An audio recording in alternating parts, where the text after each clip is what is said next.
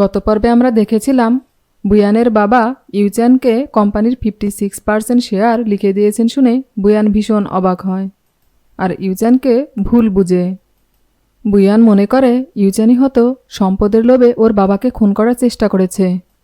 এরপর বুয়ানের বাবাকে হসপিটালে নিয়ে যাওয়া হয় আর ডাক্তার ট্যাং বুয়ানকে বলে, তোমার বাবার অবস্থা ভীষণ খারাপ, উনি কোমায় চলে গেছেন। তবে তুমি চিন্তা করো না, আমি ওনাকে তোমাদের বাড়িতে রেখেই চিকিৎসার ব্যবস্থা করে দিচ্ছি আর আমি নিজে ওনার দেখাশোনা করব। তখনই বুয়ানের সৎমা বুয়ানকে বলতে থাকে, এ সব কিছুর জন্য তুমিই দায়ী।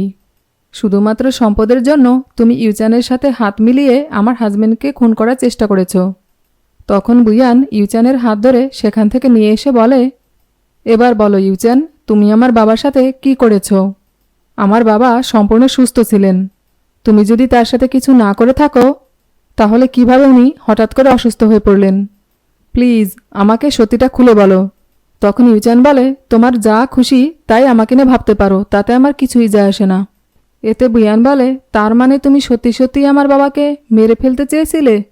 তখন ইউচান কোনো উত্তর না দিয়ে সেখান থেকে চলে যেতে গেলে বুয়ান ওর হাত টেনে ধরে আর এতে ইউচান রেগে গিয়ে বলে, তুমি যখন বুঝেই গেছো যে আমি তোমার বাবাকে খুন করতে চেয়েছিলাম তাহলে এখনও এখানে দাঁড়িয়ে আছো কেন? পুলিশকে ফোন করে আমাকে ধরিয়ে দিচ্ছ না কেন?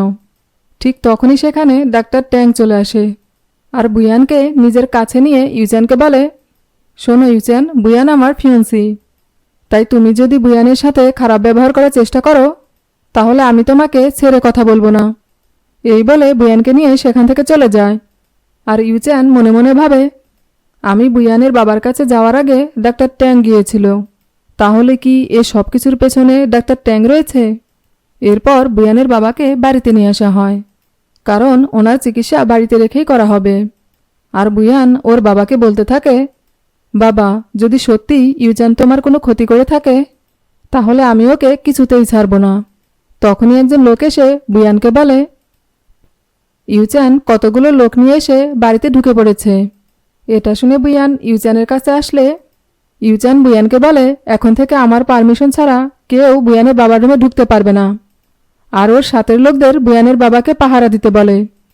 তখন বুয়ান ইউচানকে ওর লোকদের নিয়ে সেখান থেকে চলে যেতে বললে ইউচান বুয়ানকে বলে, আমি তোমার কন্ট্রাক্ট হাজব্যান্ড হিসেবে এখানে দায়িত্ব পালন করতে এসেছি, কাজেই আমি এখান থেকে কোথাও যাব না। তখন বুয়ান বলে, আমি আমাদের সম্পর্কটা শেষ করে দিয়েছি।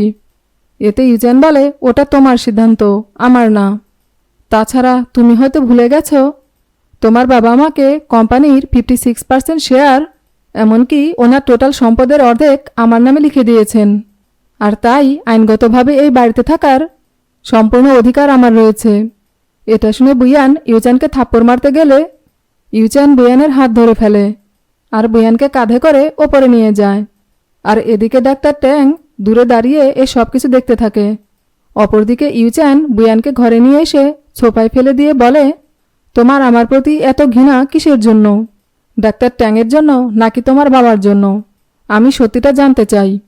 এতে বুয়ান বলে, সত্যিটা হলো আমি তোমাকে আমার যোগ্য মনে করি না আর তাই আমি ডাক্তার ট্যাংকে বিয়ে করতে চাই। তখন ইউচান বলে, এতদিন তুমি আমার সাথে ভালোবাসার নাটক করে এখন তুমি ডাক্তার ট্যাংকে বিয়ে করতে চাও? তুমি কি ভেবেছ আমি সেটা হতে দেব? কিছুতেই না। এই বলে ইউচান বুয়ানের সাথে জোর জবরদস্তি করতে থাকে আর বাইরে থেকে ডাক্তার ট্যাং সব কিছু বুঝতে পেরে বুয়ানের মেয়ে জিজিকে ডেকে বলে, শোনো জিজি, তুমি তোমার মাকে গিয়ে বলো যে বুবুকে খুঁজে পাওয়া যাচ্ছে না। এতে জিজি বলে, কিন্তু আমি আমার মাকে মিথ্যে কথা কেন বলবো? তখন ডাক্তার ট্যাং বলে, তোমার ভাই অসুস্থ হয়ে পড়েছে, তাই আমি তোমাকে একথা বলতে বলেছি। এতে জিজি গিয়ে ওর মাকে ডাকতে থাকে আর জিজির এই কথা বলার সাথে সাথেই বুয়ান রুম থেকে বেরিয়ে আসে আর এসে দেখে বুবু ওর রুমেই আছে আর একদম ঠিক আছে। তখন বুয়ান ওর মেয়েকে বলে, তোমাকে এসব কথা কে বলতে বলেছে? এতে জিজি বলে, ডাক্তার ট্যাং। এরপর ইউচান এসে বুবু আর জিজিকে কোলে নিয়ে আদর করতে থাকে আর বুয়ানও বুঝতে পারে যে এ সব কিছু ডাক্তার ট্যাংয়েরই প্ল্যান ছিল। এরপর রাতের বেলা বুয়ান যখন ওর বাচ্চাদের ঘুম পাড়াচ্ছিল তখনই সেখানে ডাক্তার ট্যাং চলে আসে আর এসে বুয়ানকে সরি বলে জিজিকে দিয়ে মিথ্যে কথা বলানোর জন্য। সাথে এটাও বলে যে আমি চাই আমাদের বিয়েটা খুব তাড়াতাড়ি হয়ে যাক, যাতে আমি তোমাকে সাহায্য করতে পারি। তখন বুয়ান ডাক্তার ট্যাংকে বলে, আমি তোমাকে ভালোবাসি না, শুধুমাত্র বাধ্য হয়েই আমি তোমাকে বিয়ে করতে যাচ্ছি। আর ওদের এই কথাগুলো দূর থেকে ইউচান শুনতে পেয়ে বুয়ানের রুমে ঢুকতে গেলে ডাক্তার ট্যাং ওকে বাধা দেয়। তখন ইউচান ডাক্তার ট্যাংকে বলে, অনেক রাত হয়ে গেছে, আমার ভীষণ ঘুম পাচ্ছে, তাই প্লিজ আমাকে বিরক্ত করো না। এতে ডাক্তার ট্যাং ইউচানকে বলে, তুমি এভাবে আমার ফিয়ন্সির ঘরে ঢুকতে পারো না। তখন ইউচান বলে, তোমাদের বিয়েটা তো এখনো পর্যন্ত হয়নি, যখন হবে তখন তুমি আমাকে এসব কথা বলো। আর আইনগতভাবে বুয়ান এখনও আমার ওয়াইফ, তাই প্লিজ তুমি বরং এখান থেকে চলে যাও, আমাদের বিরক্ত করো না। এই বলে দরজা বন্ধ করে দিয়ে বুয়ানকে কোলে নিয়ে বিছানায় শুয়ে দেয়। আর ইউচান মেঝেতে শুয়ে পড়ে। এরপর সবাই ঘুমিয়ে পড়লে ইউচান বুয়ানের বাবার কাছে আসে আর মনে মনে ভাবে বুয়ানের বাবাকে কে খুন করতে চাইছে। ঠিক তখনই সেখানে ইউচানের বন্ধু চলে আসে আর এসেই ইউচানকে বলে, এই লোকটা তোদের এত ক্ষতি করেছে, তারপরও তুই এই লোকটাকে পাহারা দেওয়ার জন্য আমাদের ডেকে পাঠিয়েছিস, কিন্তু কেন বলতো? তখন ইউচান বলে, কারণ ওনার কাছ থেকে আমার অনেক কিছু জানার আছে। আর হ্যাঁ, আমাদের কিন্তু আরও সাবধান থাকতে হবে।